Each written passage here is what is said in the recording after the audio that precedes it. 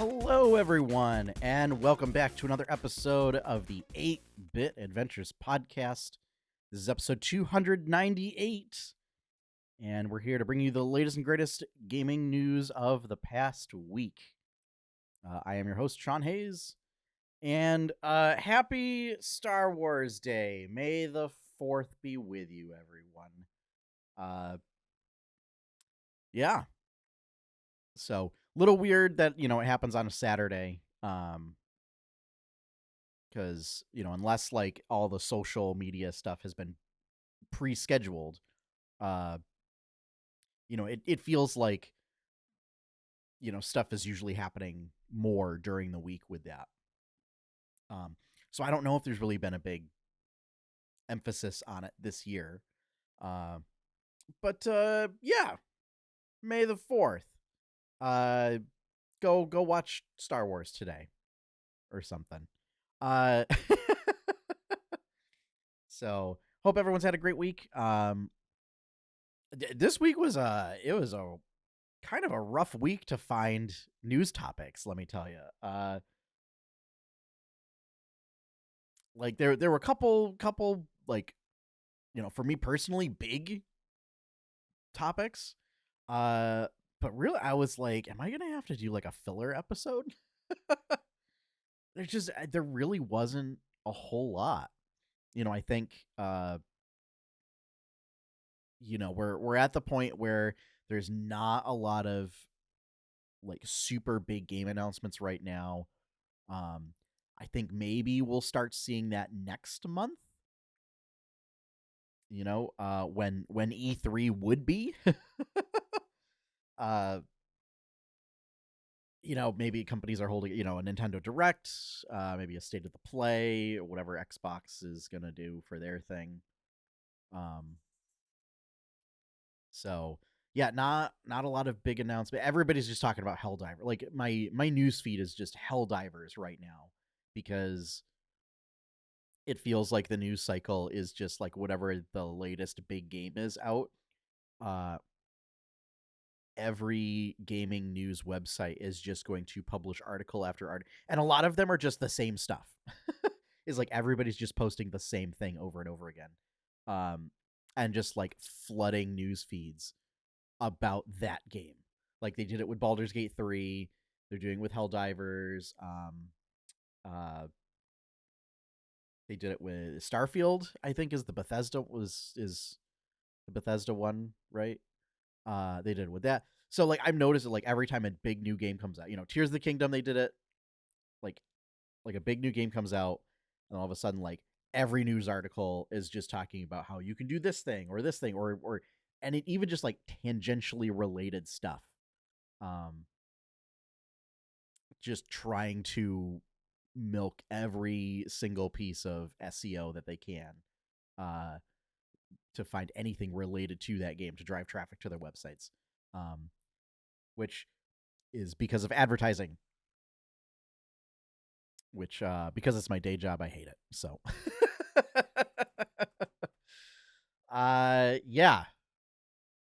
yeah, so I mean, inside scoop on how digital advertising works. Yeah.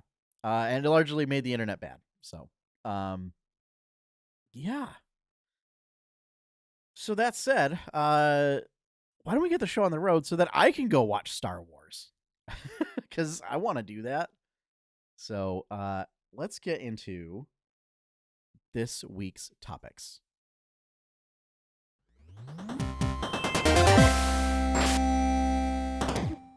All right. First up, Wargamer reports that tabletop company Asmodee. I had to look up how to pronounce it because it turns out I've been pronouncing it wrong my entire life. So Asmodee, I reported last week, was part of the Embracer split. It's going to become basically the tabletop. Like it's going to oversee like all the tabletop operations that Embracer had going on. So like all the companies that did tabletop stuff is now going to get rolled under Asmodee. So if you all recall, Embracer split up into three companies. One of which was Asmodee. Another one is this is like Lord of the Rings. It's like Middle Earth. Uh, and it's like their AAA video game department. Because I guess like they just exclusively do Lord of the Rings titles for some reason.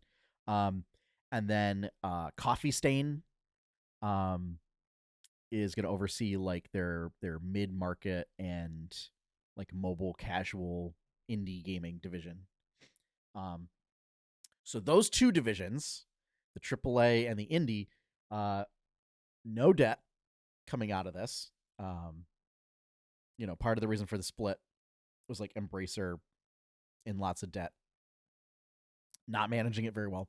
And they settled Asmodee with $958 million worth of debt. So like it seems like Embracer's entire debt load, or a big chunk of it, is getting sent to Asmodee, which like yeah, they're a very successful board and card, tabletop game company, doing board and card games, but that's a lot. um So yeah, Embracer strikes again, folks.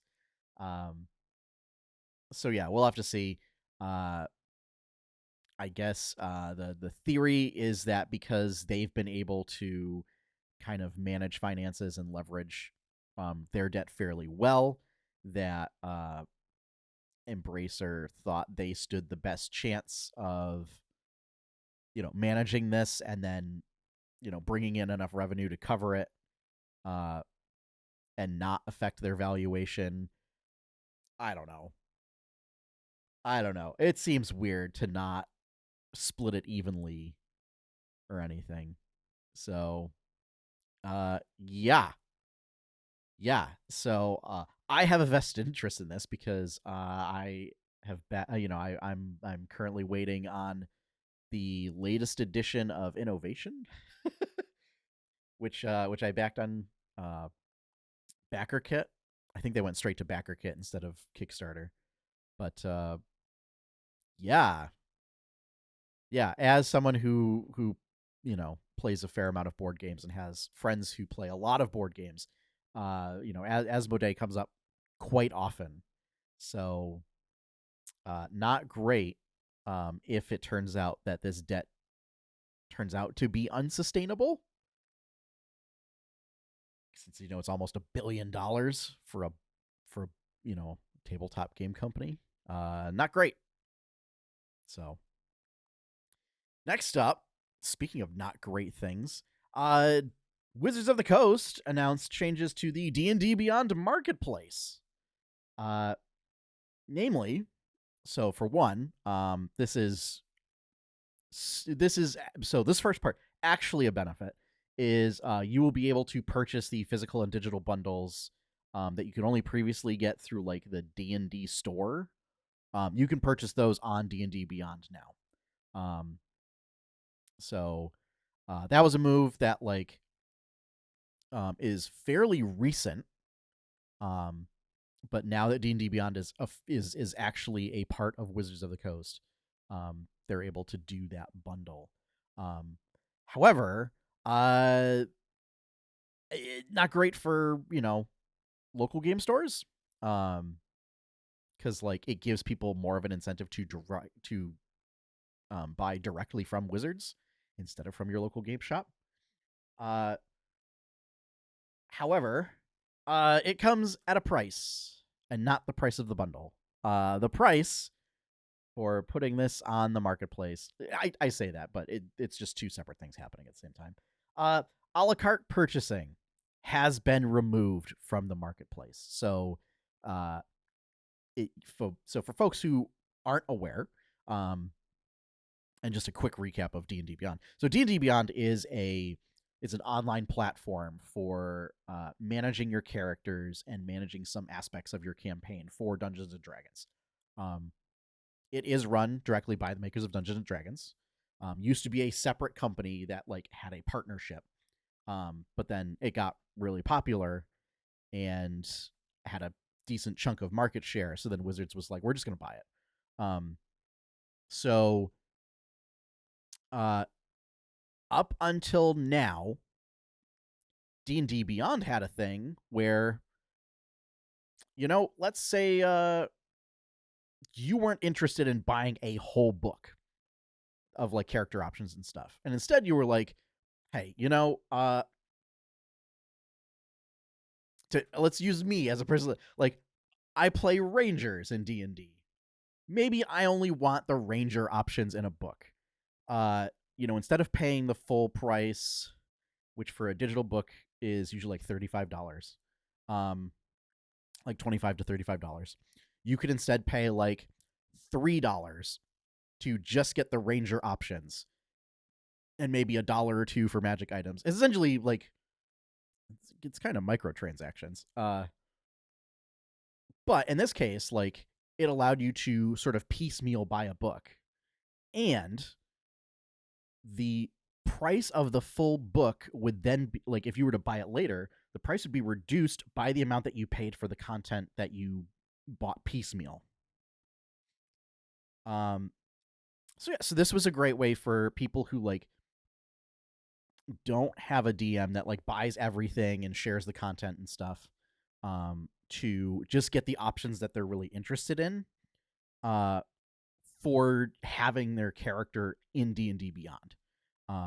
So it was a really, it was a much more affordable way of doing that. Taken away. No longer a thing. You will still have access to content that you purchased, but you will not be able to purchase any further content like that. And I believe it will also no longer reduce the price of the full book. So this, not great. Not great. This is a scummy move. And like it does nothing. Like, I don't know. So here's the thing. Like, I don't know if there's actually market data that just says people are just buying full books anyway. So, let's just remove this option and let's phase this out. Or if their hope is to force people to buy the, like, if it turns out that people are actually buying the stuff, if they're forcing people to, if they're going to just force them to pay the rest and buy the full book. Because I've done it a bunch. I've bought piecemeal stuff, namely for like, if it's, for example, a setting book that I'm not really interested in the background lore of the setting and just want mechanical character options, or like if it's an adventure book and I have no intent on running the adventure, but would like access to the monsters and the magic items in that adventure, yeah, sure, I would rather pay $5 for that stuff than pay $35 for a book that I'm only going to use 10% of. So yeah, it's scummy.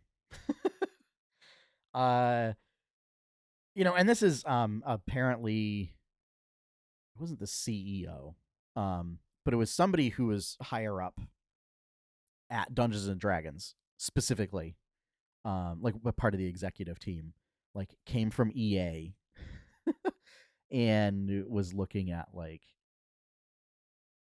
is very much into this kind of thing of like really driving monetization, looking at AI,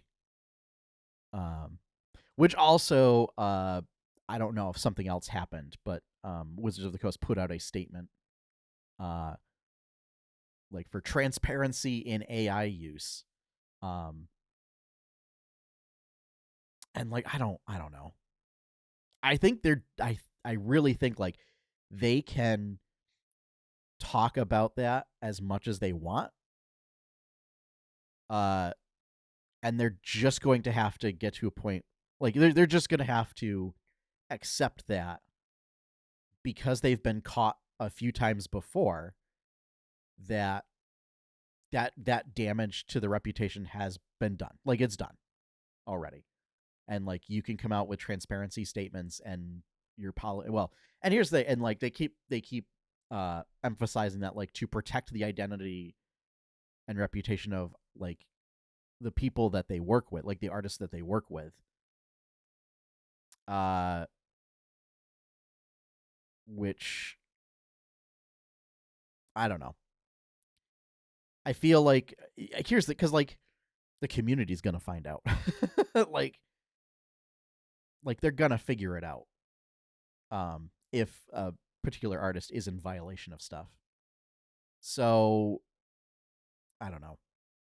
So like they weren't talking about specific artists or pieces, or where in the point of a process things fell apart, or investigations into allegations of like AI usage, like in order to protect identities, and like in that case was keeping it a little obfuscated.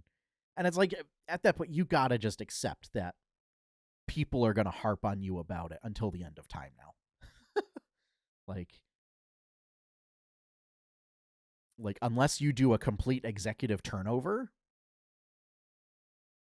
and at this point probably spin yourselves off of Hasbro, which won't happen. But I really think that they're just going to have to accept that they lack a lot of goodwill with the community. So, and they keep making decisions like this. So, not helpful, Wizards. Anyway, speaking of anti-capitalism, Game Changer. Kotaku reports that so the little maze game from Game Changer's recent episode Deja Vu is now available. Like, the public can go play it for free on itch.io. There is a password to do it. The password is G capital C 123. And it's just a little, your options are like to go left or to go right. And it's sort of like it's sort of like Doom or the Windows screensaver. I remember there was some kind of like early Windows game that did this. But it's basically to avoid like comical pitfalls that make you start over. So yeah, for those that don't know, Game Changer is an excellent show on Dropout.tv. Not sponsored. I just really like Dropout and Game Changer. So yeah, that's a cool little thing that they made that available. I mean, unfortunately, if you watch the episode, you do get the solution. So maybe if you want to go try and play it yourself, like give it a couple days to like forget what the solution is, and then just try and discover it your own way. But yeah, so that's up on itch.io. I don't know what it's called on there, but the Kotaku article has a direct link to it. So just remember, you got to enter the password. But it's available for anybody, for now anyway. Speaking of Hasbro, before, Gamesindustry.biz reports that they are investing over $1 billion in internal video game development, which means like they have, I think, 4 studios. So these are projects being developed by those 4 studios, which includes a new franchise. Titles will include, there's the Dungeons and Dragons game that I mentioned from the same folks that made Disney Dreamlight Valley. A G.I. Joe Snake Eyes game is in development. Quote, something spooky, end quote. And the new sci-fi IP is Exodus, which is made by so some of the folks who worked on Knights of the Old Republic are working on that. Next bit of news, Square-Enix, game developer, reports that Square-Enix recorded almost $141 million in, quote, content and abandonment losses, end quote, after making cuts to streamline its development pipeline. So these are projects that they canceled in an effort to like redistribute their assets toward other projects that they wanted to promote and push through the pipeline. They don't say what those projects were. And like one of the big fears right now is like if it just means that like instead of doing like a wide variety of titles, that everything's just going to go towards Final Fantasy 14 and future Final Fantasy remakes. Because and I when I first saw this, I had mentioned like my hope is that this doesn't affect sort of the smaller studios that are part of Square-Enix, that work on things like Triangle Strategy, Octopath Traveler, Bravely Default, any of the remakes like the Saga Frontier Remastered or Tactics Ogre Remastered. So yeah. I don't know if